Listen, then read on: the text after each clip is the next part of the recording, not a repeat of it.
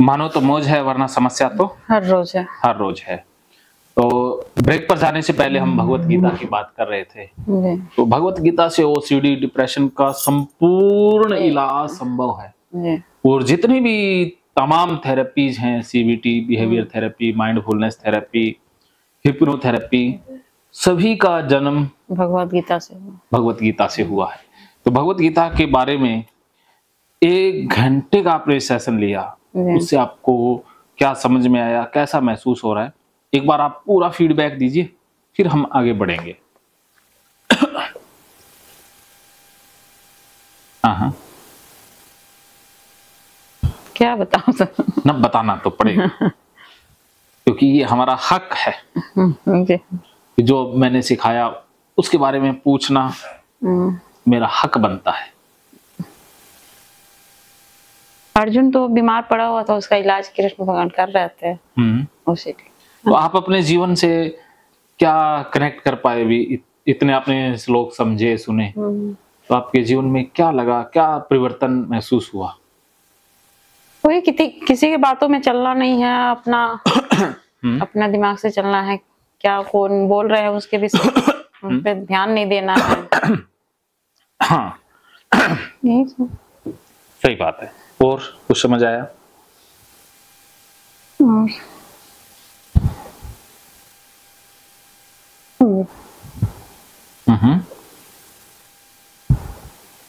बाकी सर आप बता दीजिए।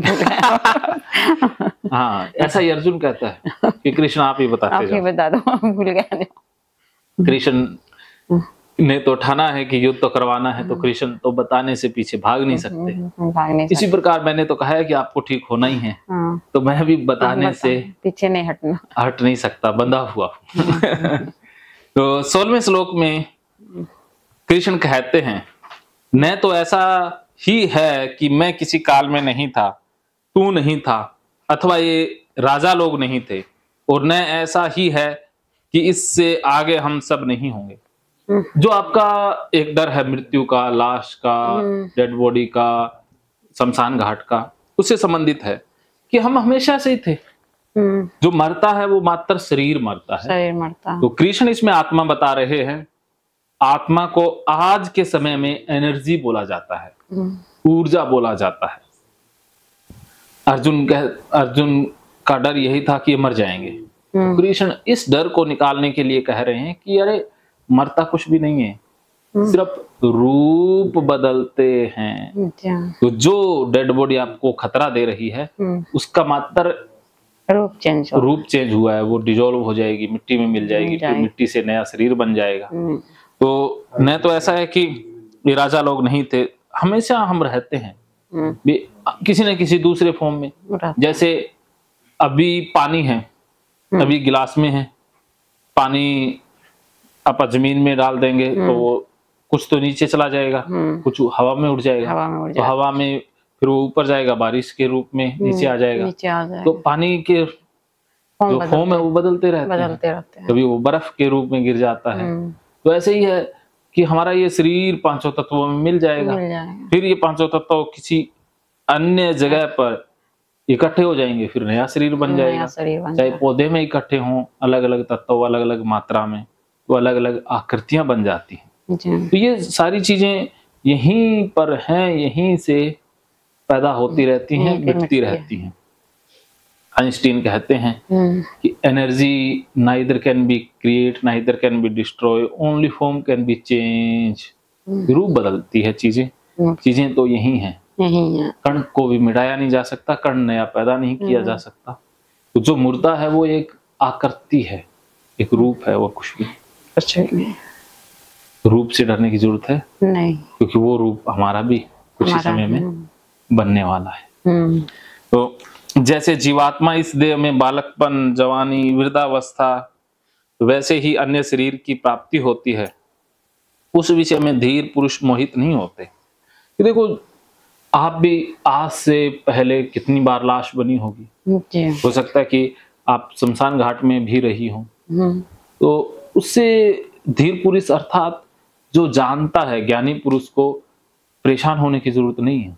अब इतना तो आप जान गए कि अर्थ ही जा रही है, तो अर्थ ही जारी है, उससे घर के गंदे होने का कोई लेना देना नहीं। विचार है, विचार तो कुछ भी आ सकता है, कुछ भी आ सकता है, तो विचारों पर ध्यान देने की जरूरत है ही नहीं। और ना ही विचारों से भागने की जरूरत है, ना विचारों से डरने की जरूरत, सिर्फ अपना कर्म करते जाओ। विचार आएंगे अपने आप इग्नोर होते जाएंगे।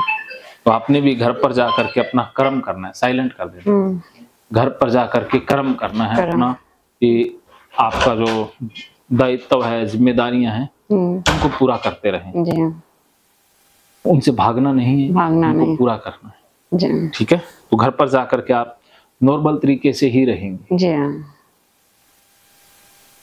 हे कुंती पुत्र, सर्दी गर्मी सुख दुख को देने वाले इंद्रिय और विषयों के संयोग तो उत्पत्ति विनाशील और अनित्य हैं, इसलिए हे भारत उनको तू सहन कर। ये भगवान श्री कृष्ण एक विज्ञान बता रहे हैं कि विषय और इंद्रियों के संयोग से दुख सुख पैदा होते हैं।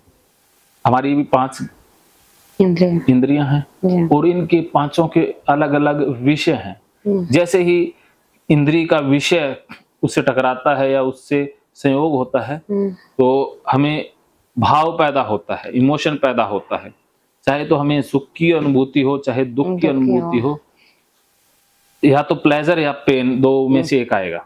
जैसे स्किन, जो चमड़ी है, उसका विषय है स्पर्श। अब आप जिससे प्रेम करती है उसका स्पर्श आए तो आपको सुखद एहसास होगा, और जिससे आप घृणा करती है उससे टच हो तो आपको पेन महसूस होगा। ठीक है, तो कृष्ण कहते हैं कि ये दोनों ही उत्पन्न होते हैं और विनाश भी हो जाते हैं। जैसे अपने आप पैदा हुए संयोग से, थोड़ी देर में ये वापस मिट जाएंगे। तो आपके मन में भी जो विचार आते हैं, घबराहट होती है, चिंता होती है, वो उत्पत्ति हो गई विषयों के। जैसे आपके मन में ये बिलीफ है कि गंदा होता है और उस बिलीफ के विपरीत कोई घटना घट गई, आपको लगता है कि शमशान घाट गंदा है और शमशान घाट में आप चली गई, तो अब घटना तो विपरीत हो गई ना आपके विश्वास के। तो फिर उससे क्या है कि रिएक्शन पैदा होगा, उससे घबराहट चिंता की उत्पत्ति होगी। कृष्ण कह रहे हैं कि ये उत्पत्ति विनाशशील है, अनित्य है, अर्थात ये कुछ ही देर में अपने आप मिट जाएगी। इसको मिटाने के लिए प्रयास करने की जरूरत नहीं है। ओसीडी वाले गलती क्या करते हैं कि वो मिटाने के लिए कंपल्शन कर बैठते हैं, तो वो कंपल्शन करना ही बीमारी है। तो हुआ पता है, अभी आप घबराहट हो रही है तो अपने आप उस समय में शांत हो जाएगा। उसके लिए कुछ भी प्रयत्न करने की जरूरत नहीं है। आप किसी दूसरे काम पर लग गए तो भूल ही जाओगे। अगर आप उसको मिटाने वाले काम पर लग गए तो फिर से पैदा होगी, फिर से मिटाना पड़ेगा। तो हमने एक नया रोग पाल लिया या शुरू कर लिया। तो जैसे जीभ का विषय है स्वाद, तो जीभ से मिर्ची टच हुई तो हाँ पेन महसूस होगा, जीभ से चीनी टच हुई तो प्लेजर महसूस होगा। तो कृष्ण कहते हैं दोनों ही विनाशशील हैं, अनित्य हैं। अर्थात जो सुख महसूस हो रहा है वो भी थोड़ी देर में अपने आप चला जाएगा और जो दुख हो रहा है वो भी चला जाएगा। तो खुशी गम सारे भाव हैं, पैदा होते हैं मिट जाते हैं, कोई भी परमानेंट भाव नहीं रहने वाला। तो आप घबराहट से घबराएंगी नहीं कि अभी घबराहट हो गई कोई बात नहीं, किसी की बात बुरा लग गई, लग जाती है, तो उसमें कोई भी हाय तौबा या उसको जल्दी से समाप्त करने की जरूरत नहीं। दुख आया है उसको भी सहन कर लेंगे, सुख आएगा उसको भी सहन कर लेंगे। तो हम सुख में बहुत ज्यादा अहंकारी हो जाते हैं, अपने आप को बल्ले बल्ले समझने लगते हैं, दुख में नीचे गिर जाते हैं। हमें बैलेंस रहना है।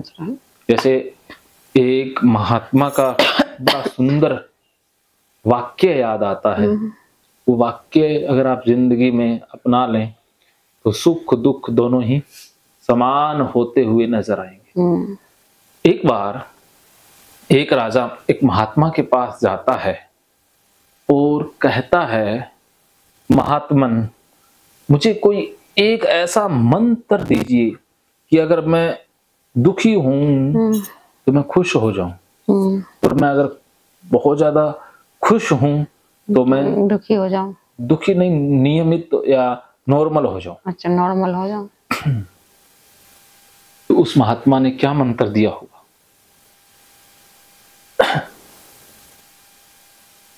बता नहीं सर, बताइए। सोचो सोचो।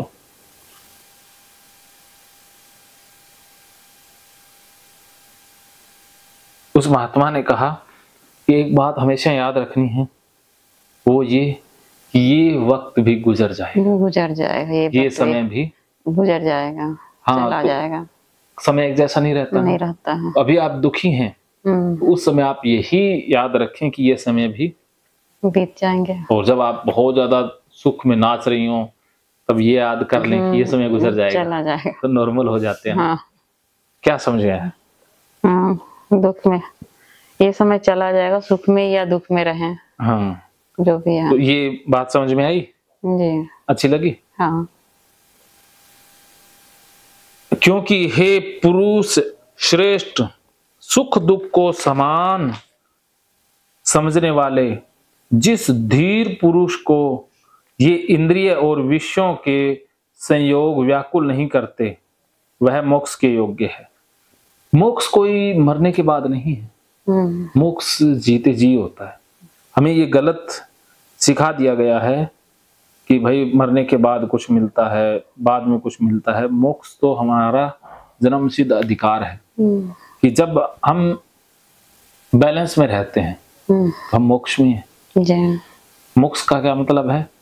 सब चीजें समान है, समान है, हम विचलित नहीं हो रहे, ना सुखी ना दुखी, बस हम आनंद में हैं। आनंद में तब होंगे जब विषय और इंद्रियों के संयोग से उत्पन्न होने वाले भावों को हम अनित्य और विनाशशील जानेंगे, और यही बात हमारे अचेतन मन तक बैठ जाए, तब हम मोक्ष की अवस्था में पहुंच जाएंगे। ठीक है जी। आप ये समझ गए? जी। तो असत्य वस्तु की तो सत्ता नहीं है और सत्य का अभाव नहीं है। इस प्रकार इन दोनों ही तत्वज्ञानी द्वारा, इन दोनों का ही तत्वज्ञानी द्वारा, पुरुषों द्वारा देखा गया है। देखो, असत्य वस्तु क्या है? जो वास्तव में है ही नहीं। जैसे आप जो गंदगी सोच रही हैं, वो है ही नहीं, वो असत्य है। सत्य क्या है कि कुछ भी गंदा नहीं, सब कुछ साफ है, कुदरत है, हर जगह प्रकृति के नियम है। सत्य सिर्फ प्रकृति के नियम है कि जो आज है वो कल नहीं रहेगा, आज जो जीवित है वो कल मृत्यु को प्राप्त होगा, अर्थी सभी की बनेगी। ये तो कुदरत के नियम है, ये तो चलना ही है ना। ये चीज परमानेंट है, तो सत्य का अभाव नहीं है। भी ये तो हमेशा हर जगह पाया जाने वाला है, इस भी हर जगह हर पल में वो मौजूद है। ये मरना मिटना तो सेल्स का स्वभाव है कि अणु परमाणु हर वक्त गति कर रहे हैं, धरती भी घूम रही है, ब्रह्मांड भी घूम रहा है, सब चीजें यहाँ पर घूम ही रही हैं। तो हमारा शरीर है वो बड़ा हो रहा है, धीरे धीरे ये बूढ़ा हो जाएगा, फिर ये मिट जाएगा, फिर नया आ जाएगा। ये तो प्रकृति का नियम है, वो चलायमान है। तो ये सत्य है। तो ये तत्वज्ञानी पुरुष जो होते हैं वो सत्य को जानते हैं। तो ये सत्य की बातें कृष्ण कह रहे हैं। प्रकृति के जो अटल नियम है, सिद्धांत हैं, उन सिद्धांतों को कृष्ण बता रहे हैं ताकि अर्जुन के मन से ये मृत्यु का, ये पाप पुण्य का डर समाप्त हो जाए। नास रहित तो तू उसको जान जिससे ये संपूर्ण जगत दृश्य वर्ग व्याप्त है। कि नाश रहित, जो नाश हो ही नहीं सकता, वो ये एनर्जी तत्व जिससे ये पूरा संसार दिखता है, इसके पीछे एक तत्व है जो कभी नहीं मिटता है, तो उसे नाश रहित, इस विनाशशील का विनाश करने में कोई समर्थ नहीं। कि जो कण है, जो न्यूट्रॉन प्रोटॉन एनर्जी, उसको तो मिटाने का कोई सवाल ही नहीं है ना। तो जो मिटता है वो सिर्फ पदार्थ या जो रूप है वो मिटता है, जिससे रूप बना है वो तो मिट ही नहीं सकता। आप बर्फ को पिघला सकते हैं, क्या पानी को मिटा सकते हैं? पानी, जो बर्फ है वो पानी में बदल जाएगी, पानी भाप में बदल जाएंगे, भाप फिर से बूंद में बदल जाएगी। पानी को क्या नष्ट किया जा सकता है? नहीं, सिर्फ उसका रूप बदलेगा। तो ये दृश्य जगत तो विनाशशील है, अदृश्य में है, उसी से बना है। तो इसीलिए हमें शोक करने की जरूरत नहीं है। तो बैटरी एक बार बदल लेते हैं, मानो तो मुझ है वरना समस्या ज्यादा तो नहीं लगी क्या? कोई आराम से, ज्यादा अंदर बैठ गया। हाँ बैटरी चेंज